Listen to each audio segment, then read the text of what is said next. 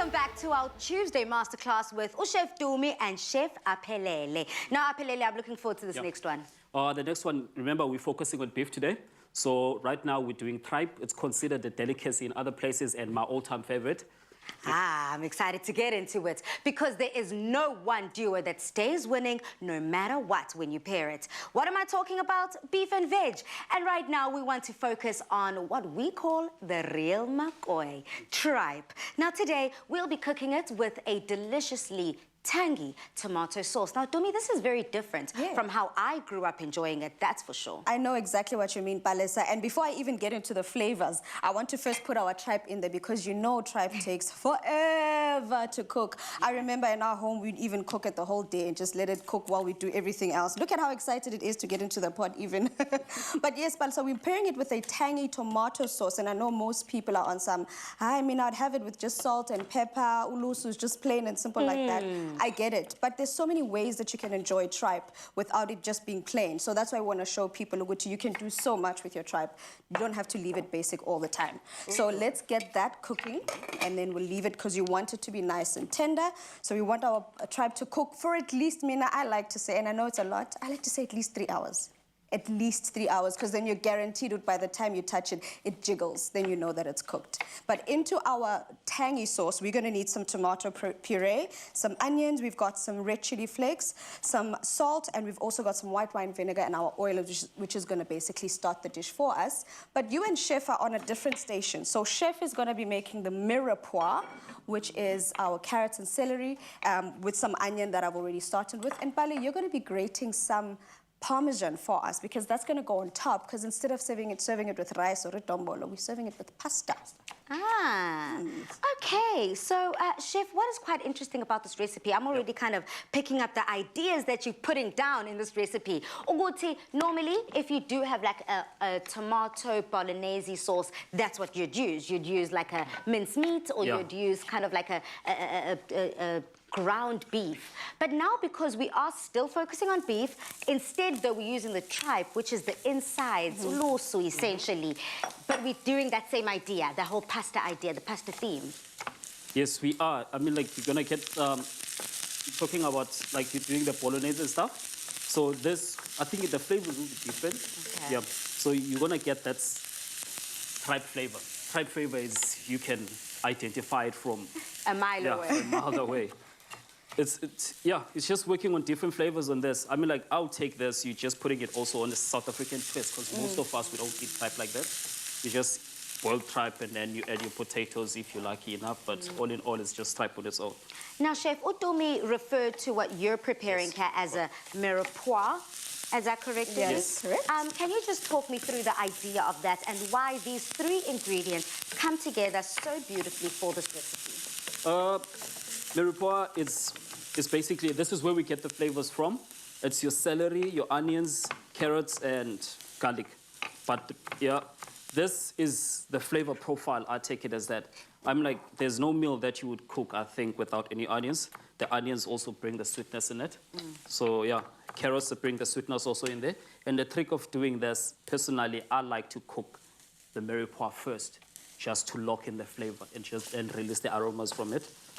And then you can add your meats afterwards. Well, Chef, now that you're talking about mirepoix first, can I ask you to pass me those carrots then? Please. And then you can get on the celery station for me, because this is in essence what the mirepoix is, Bala. So we've got our onions, we've got our carrots, and we've got our celery. They're the base of our dish, because with most stew-like dishes, that's what we're talking about. You know, when your stew cooks down and the gravy gets all thick, it's because these have cooked down to that consistency where even if you don't make a gravy on the side, that liquid itself becomes that thickened gravy because of this ingredients we've added in. I remember one of the chefs actually said, I think it might have been Dion, who said there were times when to thicken a gravy that actually grate onion. So this is in essence that trick again, where you just use the mirepoix as a thickening agent as well. Okay, beautiful. We are learning, we are creating something special here.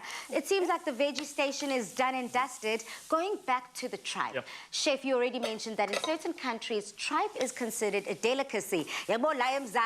We kind of come together around around the fires, and everyone just kind of dives in there. It's very much reminds me of the rurals, Epizana, where I grew up also playing. So can you help me understand the idea of how different countries tend to enjoy tripe? I've enjoyed it here on Afternoon Express, representing the Zim Nation in Zimbabwe with peanut butter. Yeah, I mean, like, I have a chef friend that used to cook tripe for us.